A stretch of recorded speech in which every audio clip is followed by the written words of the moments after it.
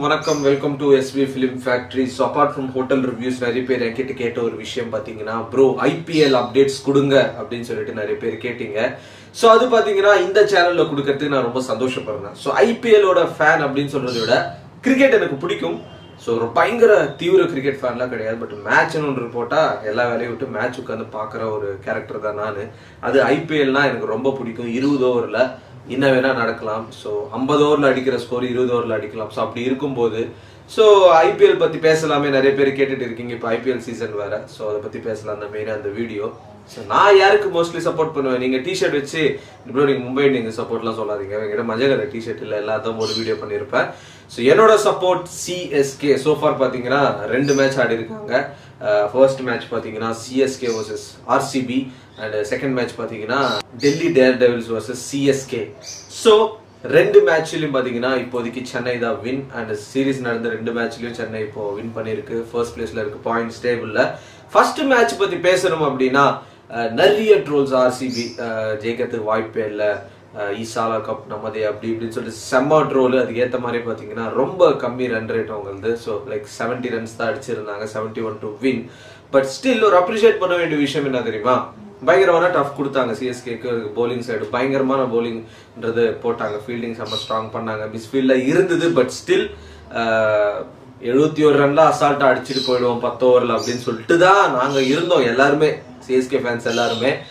கடைசியா பார்த்தா ஒரு 17 ஓவர் கிட்ட எடுத்துன்னு போயிட்டுதான் மேட்சையே ரொம்ப போரிங்கா முடிச்சாங்க. ஸோ இந்த சீரீஸோட ஒரு ஃபர்ஸ்ட் மேட்ச். ஸோ நிறைய பேருக்கு ஞாபகம் இருக்குமான்னு தெரியல, போன சீரீஸ் பார்த்தீங்கன்னா சிஎஸ்கே தான் கப் அடிச்சது. ஃபர்ஸ்ட் மேட்ச் இதே மாதிரி போரிங்கா தான் போச்சு.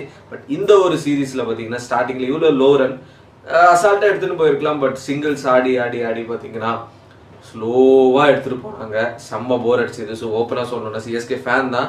ஸோ எனக்கு சிஎஸ்கேல பிடிச்சது வேற யாரு, நம்ம தோனி அவர்கள். அதனால மற்ற பிளேயர்ஸ் எனக்கு பிடிக்காது அப்படின்னு கிடையாது.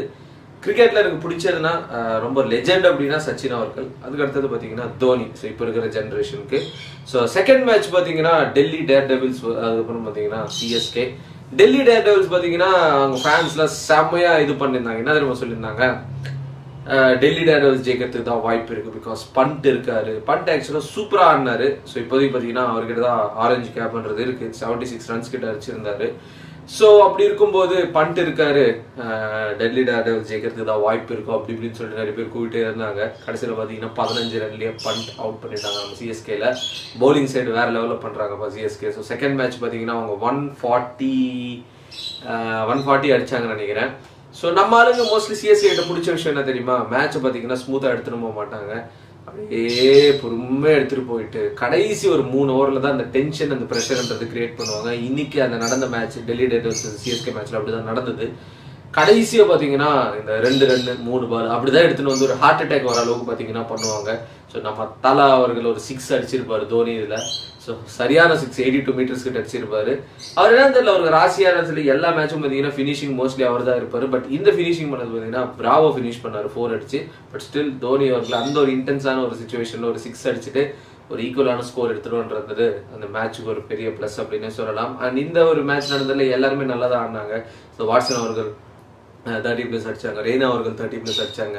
எல்லாருமே பாத்தீங்கன்னா ஒரு டபுள் டிஜிட் ஸ்கோர் அடிச்சுட்டு தான் ஆக்சுவலா அவுட் ஆயிருக்காங்க அப்படின்னு சொல்லலாம். நம்ம தோனி அவர்கள் நாட் அவுட்ல தான் இருந்தார் கடைசியில ஜெயிக்கும் போது. So that's wonderful news. So that's an update regarding 2 matches. First match பத்தி சொல்றதுக்கு ஒன்றும் கிடையாது, ரொம்ப போரிங்கா போச்சு. ஸோ ஆர்சிபி அவங்க மேபி அடுத்தடுத்த மேட்ச்ல அவங்க ஜெயிச்சுட்டு இந்த ஒரு ஐபிஎல் ஆகுது ஓரளவுக்கு வருவாங்க அப்படின்னு சொல்லிட்டு பெரிய ஹோப்போடு இந்த வீடியோ நான் பண்ணிக்கிறேன். ஸோ எல்லாருக்கும் ஷேர் பண்ணுங்க. அப்பப்போ இந்த மாதிரி ஐபிஎல் அப்டேட்ஸ் நம்ம சேனல்ல வரும் எஸ்வி ஃபிலிம் ஃபேக்டரியில. இன்னொரு வீடியோட உங்களை சந்திக்கிறேன். நன்றி, வணக்கம்.